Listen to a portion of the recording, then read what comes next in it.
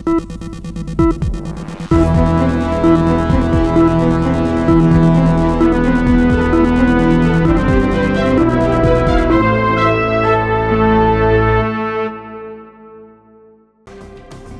गठबंधन ने लोकसभा चुनाव में अच्छा प्रदर्शन किया, जिसके बाद माना जा रहा था कि ये जोड़ी लंबी चलेगी। लेकिन यूपी उपचुनाव में सीटों के बंटवारे को लेकर पार्टियों में खूब मनमुटाव हुआ, जिसके बाद ये जोड़ी नहीं चल पाई। 5 महीने बाद हो रहे उपचुनाव से कांग्रेस ने दूरी बना ली है। कांग्रेस अब एक भी सीट पर चुनाव नहीं लड़ेगी। आखिर क्या वजह है जिससे देश की सबसे बड़ी विपक्षी पार्टी सबसे बड़े सूबे के चुनाव में एक भी सीट पर चुनाव नहीं लड़ रही है?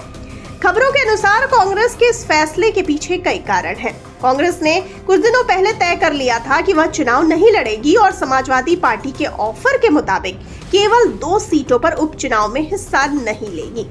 कांग्रेस ने ये फैसला इसलिए लिया क्योंकि जिन सीटों पर उसे चुनाव लड़ना था वहां विपक्ष का समर्थन कमजोर था। कांग्रेस ने शुरू में 4 सीटों की मांग की थी और बाद में कम से कम 3 सीटों की मांग रखी, जिसमें 1 सीट फूलपुर या मझवा की थी।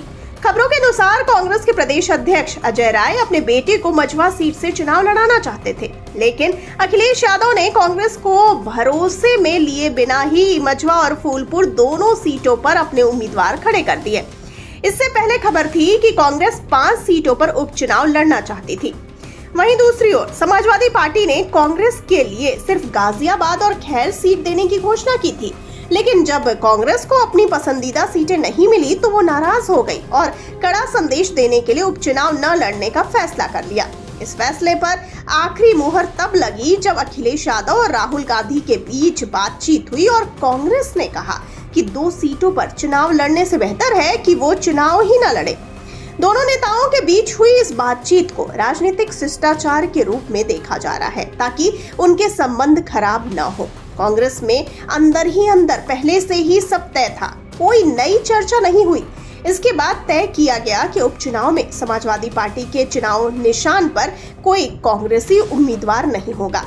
हालांकि दोनों दल भविष्य में गठबंधन की संभावनाओं को देखते हुए सब कुछ ठीक ही दिखाने की कोशिश कर रहे हैं।